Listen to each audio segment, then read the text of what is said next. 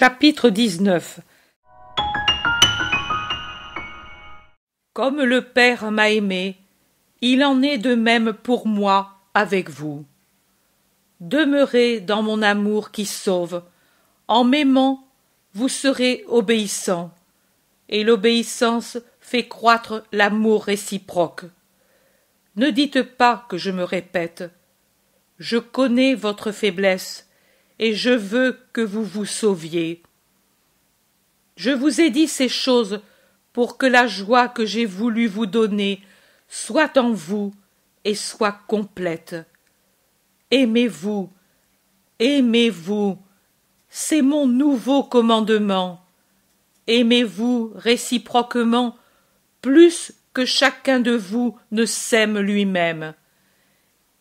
Il n'y a pas de plus grand amour que l'amour de celui qui donne sa vie pour ses amis.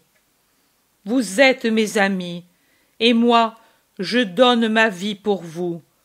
Faites ce que je vous enseigne et commande. Je ne vous appelle plus serviteur, car le serviteur ne sait pas ce que fait son maître, alors que vous savez ce que je fais. Vous savez tout de moi. Je vous ai manifesté non seulement moi-même, mais aussi le Père et le Paraclet, et tout ce que j'ai entendu de Dieu. Ce n'est pas vous qui vous êtes choisis, mais c'est moi qui vous ai choisis, et je vous ai élus pour que vous alliez parmi les peuples et que vous fassiez du fruit en vous et dans les cœurs de ceux qui seront évangélisés, et que votre fruit demeure, et que le Père vous donne tout ce que vous demanderez en mon nom. Jésus. Ne dites pas, et alors, si tu nous as choisis, pourquoi as-tu choisi un traître? Si tu connais tout, pourquoi as-tu fait cela? Ne vous demandez pas non plus qui est celui-là. Ce n'est pas un homme, c'est Satan. Je l'ai dit à l'ami fidèle, et je l'ai laissé dire par le Fils aimé. C'est Satan. Si Satan ne s'était pas incarné, l'éternel singe de Dieu, en une chair mortelle, ce possédé n'aurait pas pu se soustraire à mon pouvoir de Jésus. J'ai dit possédé. Non, il est beaucoup plus. Il est anéanti en Satan. Jacques d'Alphée demande: Pourquoi, toi qui as chassé les démons, ne l'as-tu pas délivré? Le demandes-tu par amour pour toi, craignant de l'être? Ne le crains pas. Moi alors? Moi?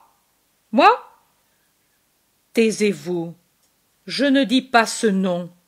Juge de miséricorde, et vous faites la même chose. Mais pourquoi ne l'as-tu pas vaincu? Tu ne le pouvais pas? Je le pouvais, mais pour empêcher Satan de s'incarner pour me tuer, j'aurais dû exterminer la race humaine avant la rédemption. Qu'aurais-je racheté alors? Dis-le-moi, Seigneur, dis-le-moi. Pierre s'est glissé à genoux et secoue Jésus avec frénésie, comme s'il était en proie au délire. Est-ce moi? Est-ce moi? Je m'examine. Il ne me semble pas. Mais toi, tu as dit que je te renierais. Et je tremble. Oh, quelle horreur, si c'était moi! Non, Simon de Jonas, pas toi. Pourquoi m'as-tu enlevé mon nom de Pierre? Je suis donc redevenu Simon? Tu le vois, tu le dis, c'est moi. Mais comment ai-je pu? Dites-le, dites-le, vous. Quand est-ce que j'ai pu devenir traître? Simon, Jean, mais parlez.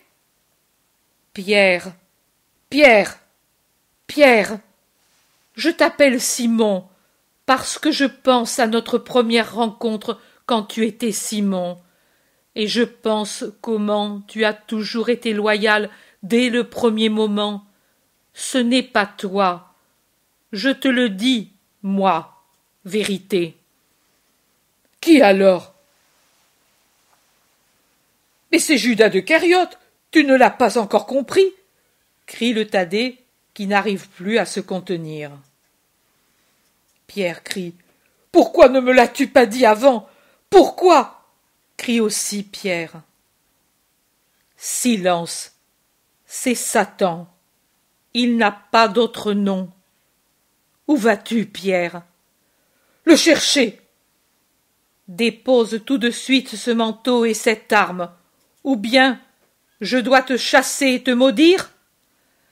Non, non, ô monseigneur, mais moi, je suis peut-être malade de délire, moi.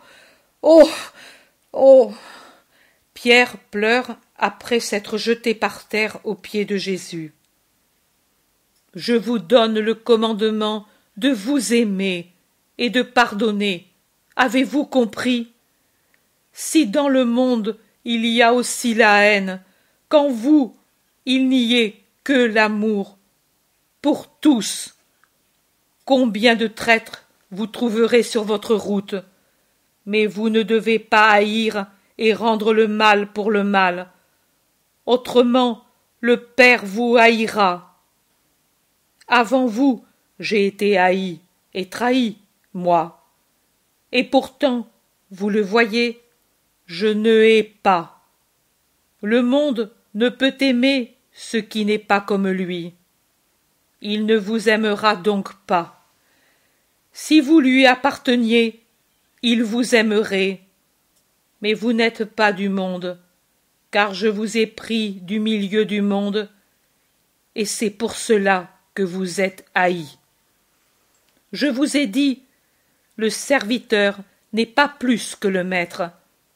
S'ils m'ont persécuté, ils vous persécuteront vous aussi.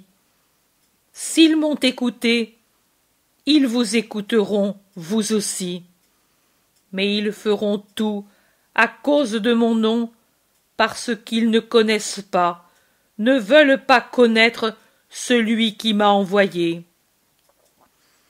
Si je n'étais pas venu, et si je n'avais pas parlé, ils ne seraient pas coupables, mais maintenant leur péché est sans excuse.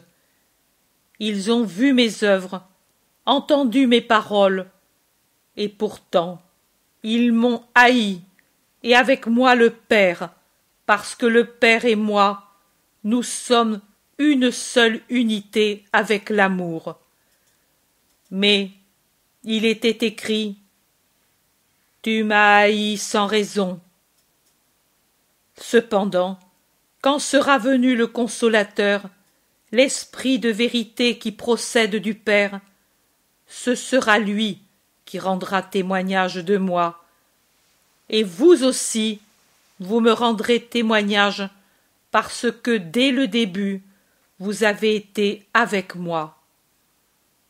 Ceci, je vous le dis pour que, quand ce sera l'heure, vous ne soyez pas abattus et scandalisés.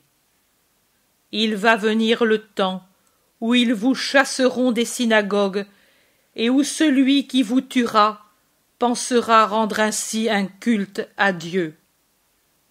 Ils n'ont connu ni le Père, ni moi. C'est là leur excuse. Je ne vous ai pas dit ces choses en les développant autant avant maintenant, parce que vous étiez comme des enfants à peine nés. Mais maintenant, la mère vous quitte, je m'en vais. Vous devez vous accoutumer à une autre nourriture. Je veux que vous la connaissiez. Personne ne me demande plus « Où vas-tu » La tristesse vous rend muet. Et pourtant, c'est un bien pour vous aussi que je m'en aille. Autrement, le Consolateur ne viendra pas. C'est moi qui vous l'enverrai. Et quand il sera venu, par le moyen de la sagesse et de la parole, les œuvres et l'héroïsme qu'il versera en vous, il convaincra le monde de son péché déicide et de la justice de ma sainteté, et le monde sera nettement divisé en réprouvés, ennemis de Dieu, et en croyants. Ces derniers seront plus ou moins saints, selon leur volonté, mais le jugement du prince du monde et de ses serviteurs sera fait. Je ne puis vous en dire davantage, car vous ne pouvez encore comprendre. Mais lui, le divin Paraclet, vous donnera la vérité entière, car il ne parlera pas de lui-même, mais il dira tout ce qu'il aura entendu de l'Esprit de Dieu, et il vous annoncera l'avenir. Il prendra ce qui vient de moi, c'est-à-dire de ce qui encore appartient au Père, et vous le dira.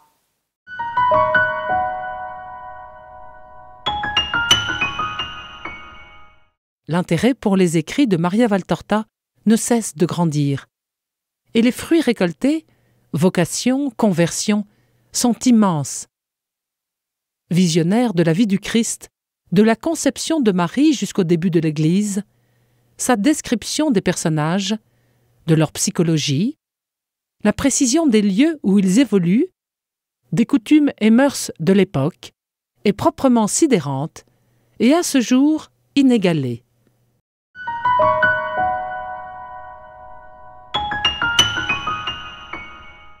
Bonjour, je suis Bruno Périnet, président de l'association Maria Valtorta. Vous voulez aider à faire connaître Jésus avec l'évangile tel qu'il m'a été révélé de Maria Valtorta.